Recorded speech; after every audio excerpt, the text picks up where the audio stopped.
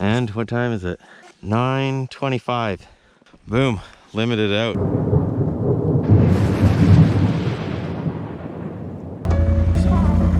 Lyle's here this morning. Andrew's here, Jordan's here.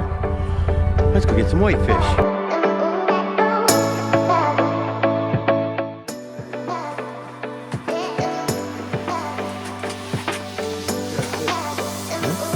Going? Yeah, I got this. I haven't even got set up yet. It's a whitey. Cool, it's so big, eh? Just hold it right there for a sec, don't lift.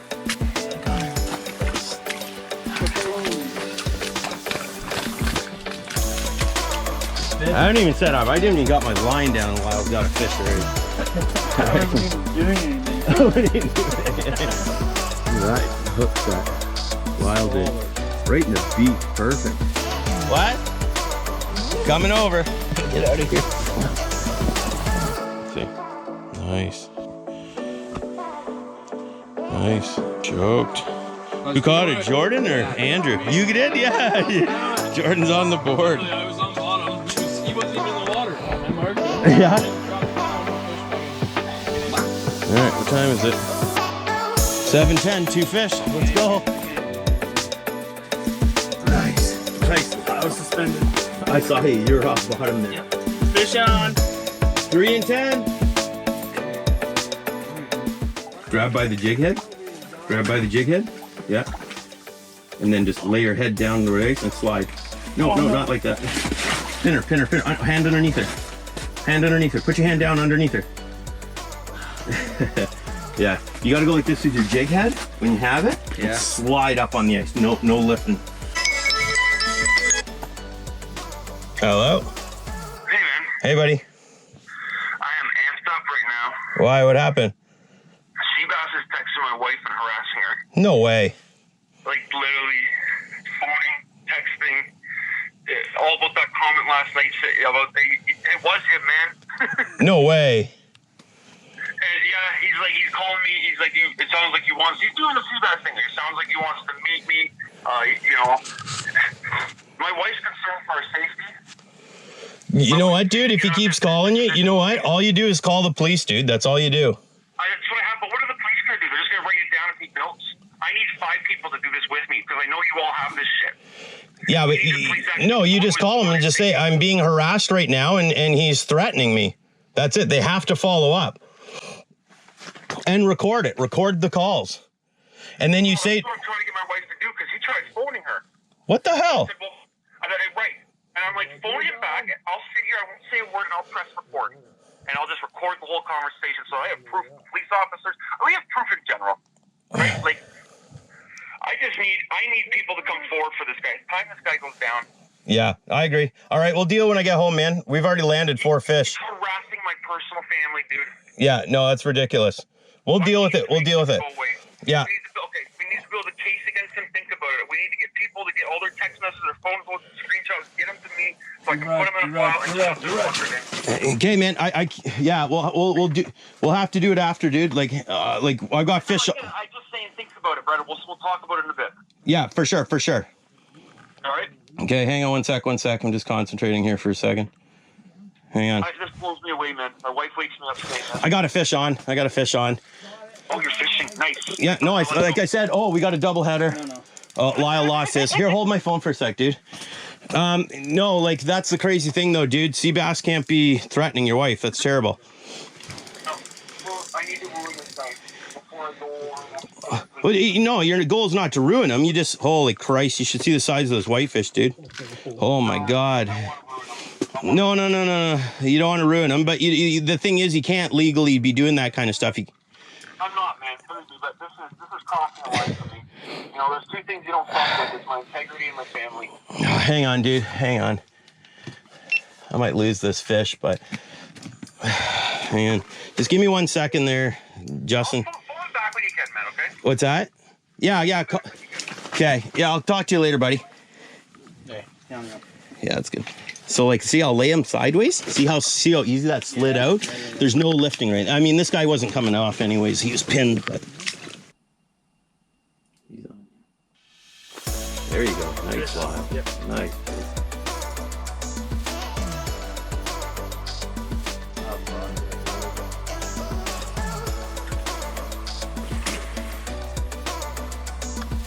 Okay, so yeah, hang on. Don't lift the head so high. Grab the jig head, and then just pull the head towards the ice. Yeah.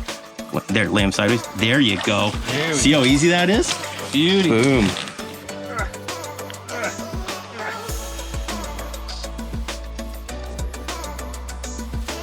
There you go. Oh, you missed though?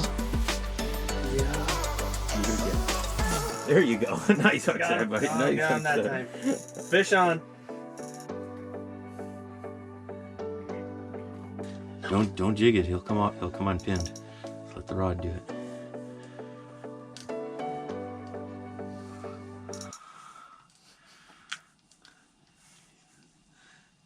I don't know how well he's hooked. There you go. You got it. Yep, there you go, slide.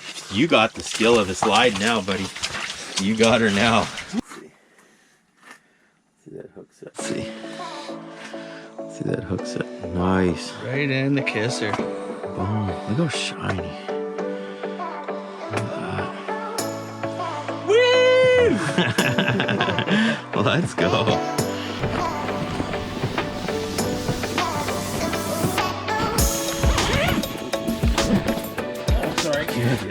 There you go. Had so much bait set on it I couldn't even grab it. Just sliming. Fish and goby. It's just Another one. It's just killing out here, man. Let's go. Boom.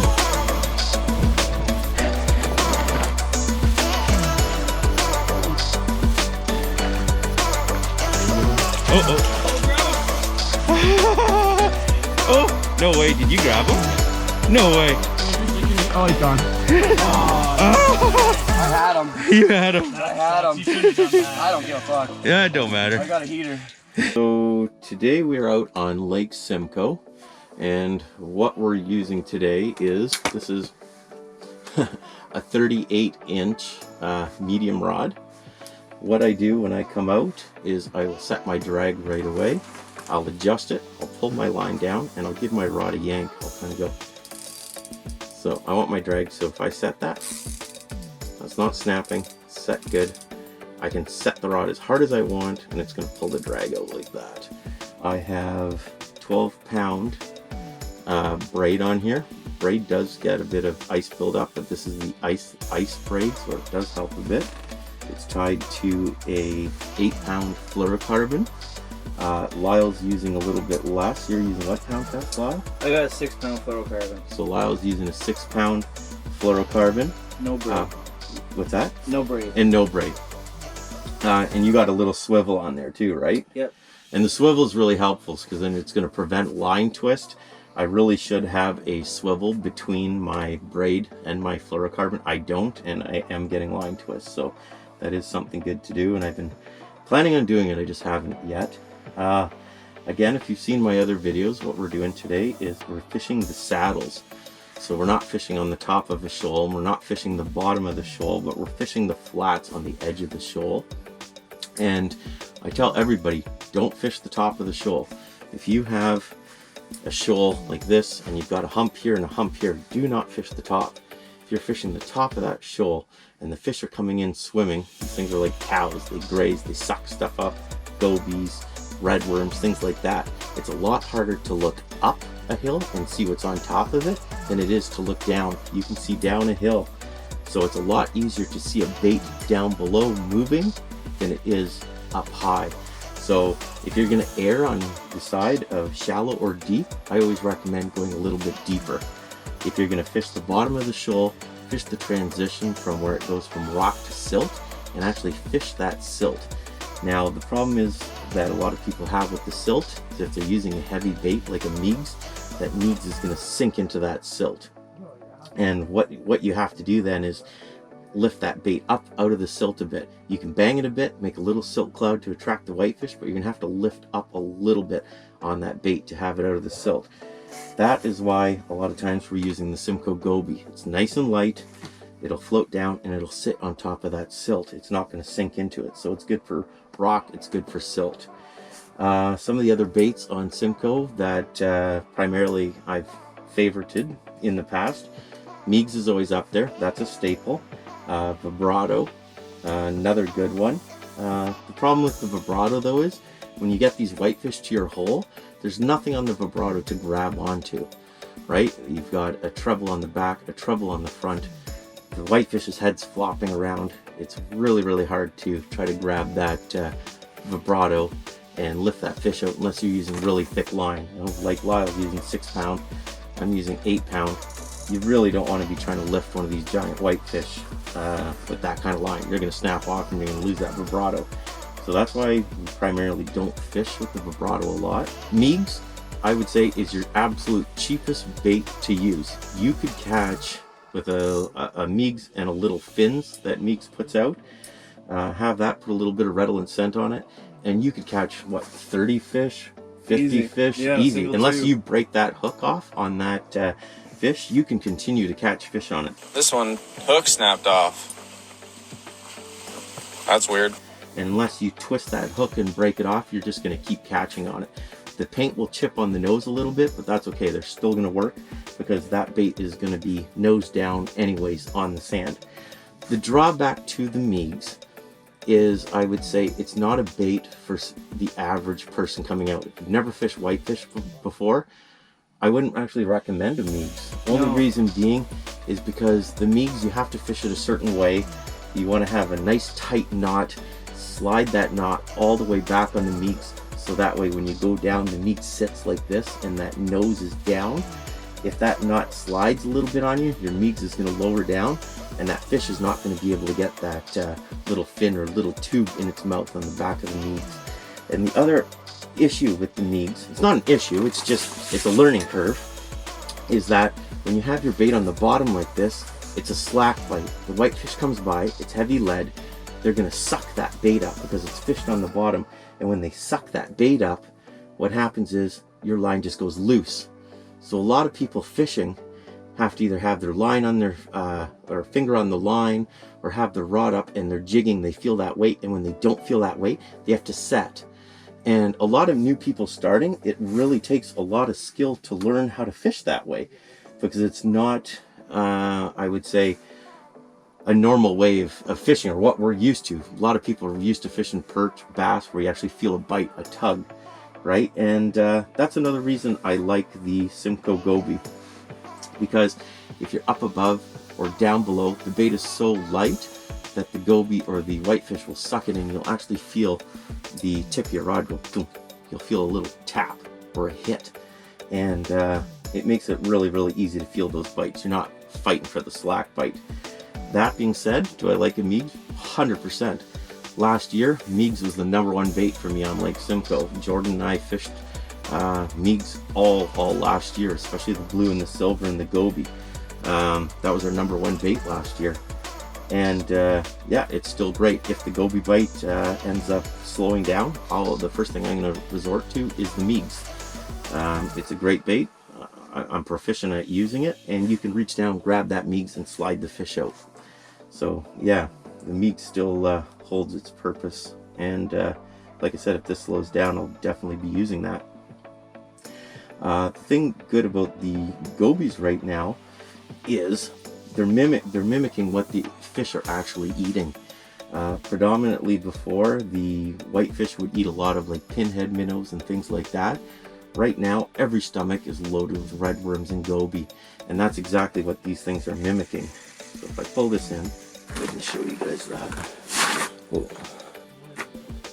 Not sure if you guys can see that or not. It's on a Ned head. But yeah, that's what's in their stomachs, and about this size. Some are even bigger for these bigger whitefish. I'll drop that back down. And the other good thing is you can fish these things up high, down low. Doesn't matter. They're gonna get smacked. Like you've seen in the footage, or it'll be on this chest camera. Today we've had probably, I would say, 14 fish on in 2 hours, and of that landed 8. Lyle lost one right at the hole. Jordan lost one at the hole. He put his arm right back down. We've had numerous hits where we've also missed.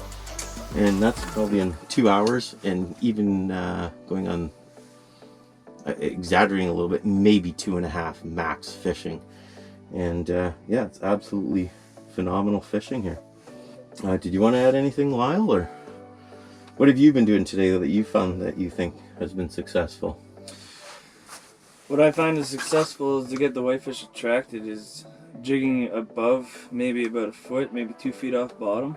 And once they get your, once they see the bait and actually come up to your bait, you drop down bottom.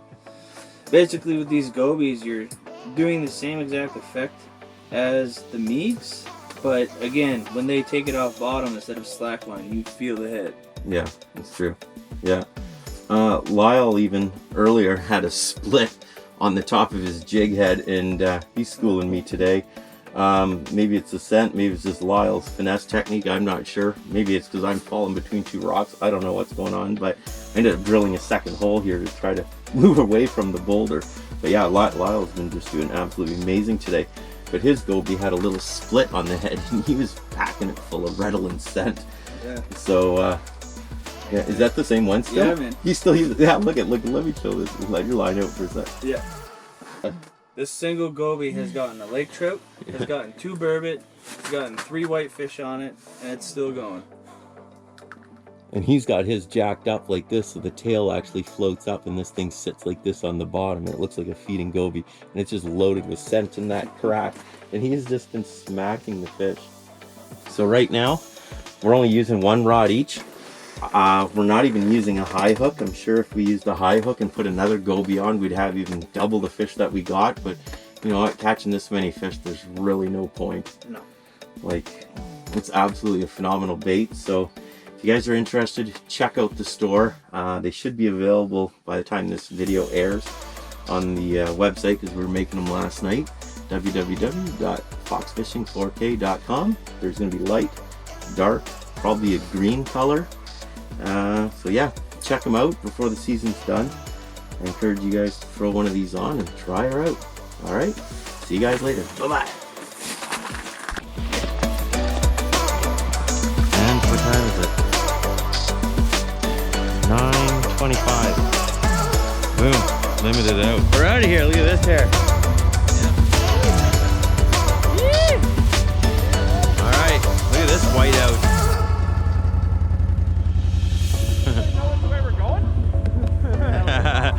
That way. Yeah.